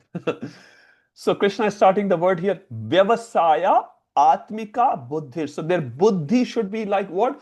Business mind. Hare? Krishna is talking like that? Yes. Krishna is talking like बुद्धि होनी चाहिए कैसी businessman की जैसी बुद्धि होनी चाहिए what is the बुद्धि ऑफ अ बिजनेसमैन प्रीति माता जी हाउ डज अ बिजनेसमैन बुद्धि वर्क्स पैसा isn't it पैसा मिलेगा कि नहीं will I get money or no that's what the buddhi is आचार्य सब प्रभु you understand हिंदी एकदम बिजनेसमैन कभी कभी we get fed up with क्या यार हमेशा पैसे के बारे में सोचते रहते हो हाँ वो पक्का बनिया है sorry please don't feel offended we are all baniya in that sense huh? Pakka baniya means बनाएगा पैसा बनाएगा so Krishna is saying vyavasayatmika buddhi your buddhi should become like your atma should be like a businessman means profit loss but what is the definition of profit loss that's what we have to understand eke he kurunandana your buddhi should only think about one thing. He says many people dream. So Abul Kalam Azad, he gave a definition very beautiful. He says dreams are not something which you see in your sleep. So while sleeping, we all dream, huh? Many times at least. Abul Kalam has said no. Dreams are not something which you see in your sleep. Dreams are something which does not let you sleep. Dreams are something which does not let you sleep. Example, Dhruv Maharaj. Dhruv Maharaj are not sleeping in Madhuban. हाँ नारद मुनि ने बोला है चले जाएंगे ऐसा भी क्या है कृष्णा दर्शन हो जाएगा we'll do it. It says a serious devotee is defined by two characteristics. First characteristic, he has a sense of purpose. I'm performing devotional activity for a purpose. There's a purpose behind it. I'm being very honest. It's a purpose. So he is defined by a sense of purpose. And second thing is, he is defined by the sense of urgency. Jana hi jana hai. I have to go back to Godhead in this birth, in this life. There is no more birth. Prabhupada said you have to have the target. I have to become at least Madhyam Adhikari by practicing this devotional service. Not that I'm just doing for the sake of doing. Everyone goes to temple. I also go to temple. Everyone goes down. I also go down. Very nice. What's your purpose? सब धंधा पानी सब अच्छा चलता रहे घर परिवार अच्छा रहे that's what we aspire for right I am going to temple someone was telling me he's also very dharmic very religious so what do we expect out of that religion हमारा health should be nice wealth should be nice family should be nice daughter should get married in a nice place son should get a nice wife and son should have 10 houses that's what our meaning is generally speaking our cultural meaning I'm saying not actual meaning now a serious devotee means he has a sense of purpose. My purpose of performing devotional activity is to go back to Godhead. When you have to go back to Godhead? Now, this birth. I have to purify myself. I have to put everything else aside and this one focus. Example, Prabhupada. Prabhupada took the instruction of his Guru Maharaj so seriously. If I don't perform, even if I die on the voyage, on the ship journey, that's fine. I attempted to fulfill the desire of my Guru Maharaj. That's how serious a devotee is. So there's something called a casual devotee, something called a serious devotee. So we have to define who are we. Are we a casual devotee or we are serious devotee? So if you are a serious devotee, suppose again in a university, if you are not serious, can you pass the exam? Your parents must have sent so much money. They may have taken loans. They may not have enough money, but somehow they collected the money. Mera beta pad jayega, acha banega. His career will be good. And here you come and you're just wasting time. That's not very nice. That's not very nice. So now Krishna has given us so many specialties. Guru has given us blessings. There's so many association, books, all the opportunities in the temple. Gopinath is just so kind. And still, we don't become a good devotee. Whose fault is this? My Guru's fault? My Guru does not meet me every year. That's why I'm not becoming a devotee. How many times Prabhupada met with his Guru Maharaj? Devamarth Maharaj was telling in one class that he physically saw Prabhupada only once, and you know what Prabhupada said? He was sitting in BBT in some room somewhere near to a door, Devamarth Maharaj, and Prabhupada just looked at him and said, That's the only word Devamrit Maharaj, His Holiness Devamarth Maharaj, heard from Prabhupada physically. Now see, Devamarth Maharaj. So it's not the physical association. It's not like my Bhakti Vacha class happens on Wednesday. That's very wrong. I cannot attend because there are so many reasons. I live too far from the temple. Prabhu, I don't have enough money. I don't have PR. My family situation is not good. My health is not good. No, are you hungry? What is in the menu? It doesn't matter. Are you hungry? If you are hungry, basi roti bhi achhi lagti. Isn't it, Ayush Prabhu? 3 दिन पुराना चलेगा खाना लाओ. Mother, I'm very hungry. Give me some prasadam. This is very old, 2 days old. Chalega. Chalega. So, no excuses. No excuses. Devotional service, Jagannath Maharaj says, devotional service can be performed in any situation. Prahlad was performing. So what we have to do, just become resolute vyavasayatmika. Here vyavasaya means profit, and profit refers to what Krishna consciousness I will get out of this activity. I will perform that, and what I will, if I don't get any profit of Krishna consciousness, I will not perform that. We'll read the 6 symptoms of surrender later. But anukulasya sankalpa, pratikulasya varjanam. So if it is anukul, I take it. If it's pratikul, I don't take it. Like you, suppose you have good knowledge of share market. Don't ask me, I don't have any knowledge. This share, this stock will go up. For suppose I know, then I will put money in that stock, isn't it? This is 10 rupees stock. It will go to 50 rupees. I'll put money there. If I know this 10 rupees stock is going to 0 rupees, will I put money there? No, that will be insane. So I am doing profit loss calculation. This stock is going up. So my Krishna consciousness will take me up.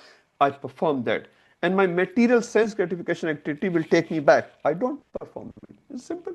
Vyavasayatmika buddhi. And if you are Ekahe Kunandan, Arjun, when he asked by Dronacharya, what do you see in the bird? Arjun said, I see only I. Everyone said, I see bird, I see sky, I see tree. Okay, Dronacharya, get out, get out, get out. Arjun, what do you see? I see an eye. So what are we seeing? What are we seeing? We are seeing Gopinath, or there are too many bad people in the temple. This Prabhuji is doing politics in the temple. The floor is not clean in the temple. The prasada was too spicy, Prabhuji. I don't go because of this reason or that reason. What do you see? You see Gopinath or other thing? This temple belongs to Gopinath. If something is not clean, you clean it. You take the ownership. You clean. Why are you blaming others? Take the broom and mop and you clean it. There's no question of complaint. So, if I'm hungry, I will eat. If I'm not hungry, I'll make excuse. Prabhuji, cholesterol बढ़ जाएगा. मत खाओ. Come down to the business. Vyavasayatmika buddhi ekehe kurunanda. So if we see this life is very important and I have a sense of purpose, I have a sense of urgency, I'll go back to Godhead. Because Guruji is there. Our Guru is there, all the facilities are given. It's just I have to drive the flight. Jayaprakash Maharaj always says, on the ground, many people can help you. But when you are in the sky, you have to drive your own flight. So we have to take the ownership. Our Guru cannot hold our hand all the time and say, okay, wake up my disciple. Now you sleep my disciple. Now you put roti in your mouth. Now you put pani. Guru can't do that. We have to understand it and see what pleases my guru and do that. I'll just finish the verse. I'll come to the questions in a second. Bahushaka, on the contrary, Bahushaka Hinantasha. If your mind is Bahushaka, means in multiple directions. Huh? I have to do this, I have to do this, I have to do this. Some people have such a big to-do list. Some people try to go to India or anywhere, on travel. They try to put the whole house in a suitcase. ये भी ले लो, वो भी ले लो, ये भी ले लो, everything the suitcase. Arey Baba, take few important things and go. You have to go anyway, huh? So don't try to do too many things. If your task is too much, then it's too much. Huh? So try to see what's the priority of my day. One, I forgot his name, Keshav Maharaj does in his classes, but anyway, a big celebrity. He says, and Keshav Maharaj quotes this, he says, if every morning I get up and ask my question, what I'm going to do, is it very important? Is it very important? It is urgent. If the answer is no for too many days in a row, I don't do that activity. Some days you may do some light activity, that's fine. But if every day you're wasting your time too much, then you have to say, no, I'm not going to do that. Huh? Otherwise, what will happen? Bahushakhahi anantasha. My mind is multi-branched. Huh? How much can you do in a day? Buddhayo avyavasayinam. So your mind will not be able to achieve much. Okay, Mayadish Prabhuji. Thank you, Prabhu. Hare Krishna. Prabhu, this question came around where we say Shastra is required knowledge to elevate the mind or like free the mind of Yes. illusion and everything. But then we also say Hare Nama, Hare Nama, Hare Nama, Eva Kevalam. And so how do we balance that? How do we Yeah. explain that to someone who is like, let's say a Kirtaniya who's just into Kirtan, Absolutely. but Yeah. doesn't like studying scriptures? Yeah. Okay. But they give that as a justification to say Hare Nama, Eva Kevalam. Yes. Yes. How do we balance that out? Thank you, Prabhuji. Very nice. So I'll give you a technical answer and a practical answer. So technical answer is Harinam includes everything actually. Harinam. So Hare Krishna, in the name of Krishna, everything is included in that. All the Shastra is already included in the word Krishna. All right? So actually there is no need to separately read it in one sense, right? You understand? Krishna is everything. If Shastra is not Krishna, it is Krishna. So one time in the Radhaswami festival in Sydney here, maybe 15 years ago, my Guru Maharaj was doing Kirtan and he was supposed to give a class at 6 o'clock or something like that. So, you start the class with the Kirtan and my Guru Maharaj is Kirtan person. So he kept doing Kirtan for like 3 hours or something. And at the end of the Kirtan, he said, this Kirtan includes everything. This includes Radharani, it includes Krishna, it includes Vrindavan, it includes everything. Just chant. And he kept chanting for another, 1.5 hours or something. Because the Kirtan includes everything. Now, the second answer, which is a practical one. So this is the technical aspect. Now, how many of us can realize that Krishna includes everything? Be honest. Not many of us, isn't it? That's why 5 activities are common for all the devotees. When you fill up your sadhana card, I don't know how many you're doing. You should do. Highly recommended. If you want, I have one template. You can take it. 5 devotional practices are recommended for all of us. Before I go there, I'll just say one more thing. Prabhupada once went to see a female disciple who was in the hospital.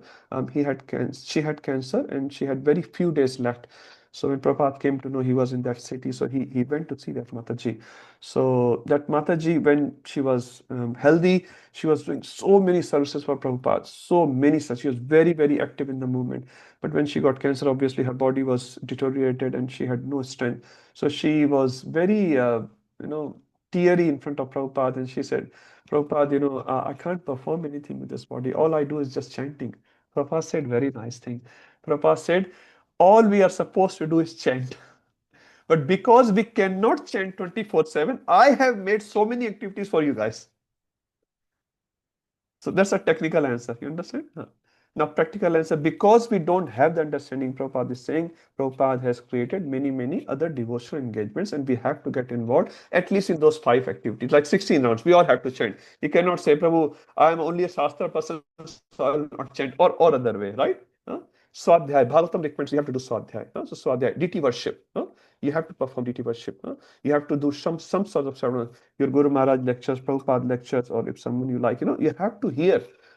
So, and some devotional service, practical devotional service. So these 5 activities are common throughout. Now, within 5, you may are very much prone towards deity worship, for example, but it does not exempt you to do chanting or to do another practical devotional service, right? So you have to perform all the 5 activities, but in one of the activities, you can take more interest, and that's fine. But you cannot ignore others. Third thing, if someone is not able to convince by your arguments, don't try to convince him. Because many times devotees make these excuses. I understand what you're saying, but it's not valid actually, because we have not reached to that state of mind as yet that we can feel Krishna in that Harinam as yet. So through Shastra, we will actually realize this Harinam is everything.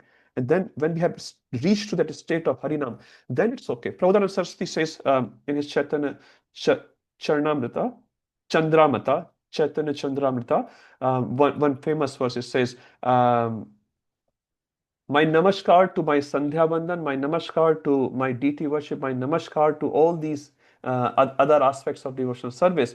I only enjoy chanting Hare Krishna Mahamantra. Now, who's saying that? Prabodhananda Saraswati, right? I cannot say that I have to do Gayatri 3 times a day. I have to. Even if I don't like it, I have to do.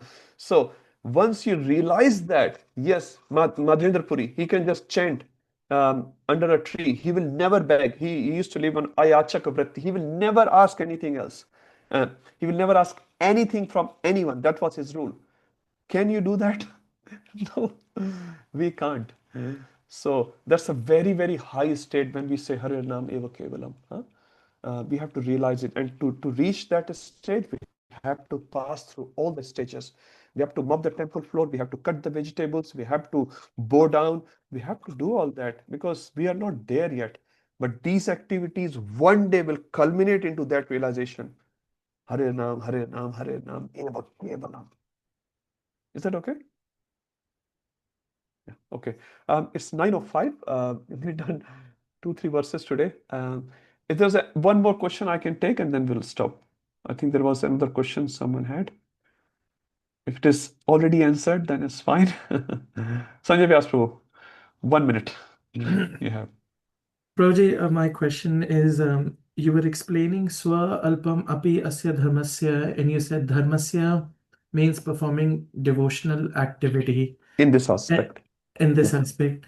My clarification is, Prabhu, I feel that I'm performing activity, but I do not have devotion. Yeah. And so is it that I'm endeavoring to perform devotional activity, and when I do perform devotional activity, that's when the verse will become applicable? Okay. You have asked 2 questions, Prabhu. Yes, Let's sorry. take one at a time. So first is, I'm performing the activity but not devotion activity. So it's true, and we should feel like that. Devotion means love. We don't have much love, at least. Not many of us have much love. But at the same time, we cannot ignore that we have no love. I'll give you one example. My Guru Maharaj gave. He said, you all say you have no love for Krishna. What I'll do? Give me all your bead bags. He said that. Give me all your chanting beads, and I'll say, do not chant. Will you stop chanting? Be honest. I don't think so. Any one of us sitting here will stop chanting, no matter how much loss happens, what happens. You may not love chanting, but you will not stop chanting. So the point is, probably we have some taste. We have some taste. Maybe out of duty, whatever the reason is, right? So, yen ken prakarene manah Krishna niveshayat. Sanatana Goswami said, somehow or other put mind in Krishna. So first thing first, we have some devotion, but not complete. But your thinking is good, that devotee always thinks, I don't have any love. But when you are saying this verse will only apply when we perform devotional activities, the answer is given in Nectar of Devotion. And the example given is of a green mango to yellow mango. So when there's a green mango there, you may not like to eat it. You may make chutney out of it, but not like to eat it. But green mango will, in due course of time, if it put on natural condition, will become a yellow mango. So because it has a probability of converting itself from green to yellow, Krishna, this is what Bhanu Maharaj says, Krishna considers green mango is also as good as yellow mango because it's just going to happen. It says as soon as a jiva starts chanting Hare Krishna, some Purana says, I've heard in some class, Brahmaji starts preparing an aarti plate for you. This is a Purana statement, Prabhuji. As soon as a jiva starts chanting, Brahmaji starts preparing, because this jiva is just going to pass through in front of my eyes, going to Golok Vrindavan. So Brahmaji worships that jiva with aarti plate, with agarbatti, dhoop, everything. And jiva says, Hare Krishna Brahmaji, fir milenge. He goes up in front of Brahmaji. It says in Puranas. So Prabhu, you're just about to go back to Godhead. Sanjay Vyas Prabhu. All glories to you. So, all of us sitting here, somehow connected to Chaitanya Mahaprabhu, Shastra is saying, I'm not saying we are all going to go back to Godhead. The question is, when? Someone will go in this lifetime, someone will go in few lifetimes, someone will go after many lifetimes. But we are all going to go back to God. That's of sure. Chaitanya Mahaprabhu, Nityananda Prabhu is not going to leave you. It says, Thakur ji जब पकड़ते हैं तो छोड़ते नहीं है. पहले तो पकड़ते नहीं है. When ठाकुर जी पकड़ते हैं तो छोड़ते नहीं है. पूतना मुंचते मुंचते मुंचते छोड़ दे लल्ला, छोड़ दे. ठाकुर जी नहीं छोड़ेंगे. नहीं छोड़े, माँ बना के रहेंगे. I will make you my mother. I will make you my mother. So now Thakur ji ने आपको पकड़ लिया. Guru has got hold of you. शिखा पकड़ के खींचते हुए लेके जाएंगे. So all of you are very glorious. You really may not realize how fortunate we are with having connection with, say, this Srila Prabhupada, this ISKCON. We just don't know. There may be some gaps here and there. We're not denying those gaps. But the point is, 99% what this is offering us is extremely rare. And if we take benefit of this in this life very easily, very easily, we can all go back to Godhead. We can all go back to Godhead. So be assured. Don't have a doubt in the process or doubt in acharyas. Huh? They are extreme. They can actually deliver the whole world. What to speak of few souls sitting here. Very powerful process, very powerful acharyas. We just have to be careful. Just especially one thing, no Vaishnava Aparadh. Just be simple devotee. You don't have to become very knowledgeable. Bhakti Shastri, you will pass. Don't worry about it. Our Ghanshyam Prabhu is very kind. But just take Bhagavad Gita seriously. Application of Bhagavad Gita. Just live one verse. Don't worry about cramming all the verses. Just live. Try to live one verse. And then you see Krishna is amazing. You take one step towards Krishna, Krishna take 1,000 steps towards you. And Krishna's steps are much bigger than your step. Your step is too small. Krishna is very big. He's Ananta. Imagine if that Ananta is taking 1,000 steps towards you. Who can stop? Who can stop? No one can stop you going back to Godhead except one person. Who's that? You. Only you can stop yourself to go back to Godhead. Otherwise, no one can. So please don't stop yourself. Help yourself. Krishna is very kind. Chaitanya Mahaprabhu is extremely kind. Namo Mahavadanyaya.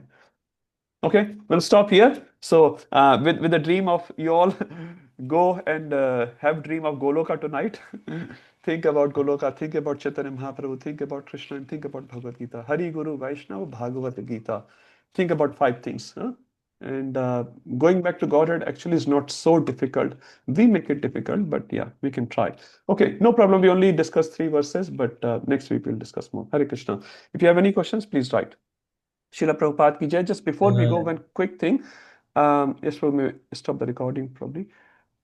This Saturday is Rath Yatra.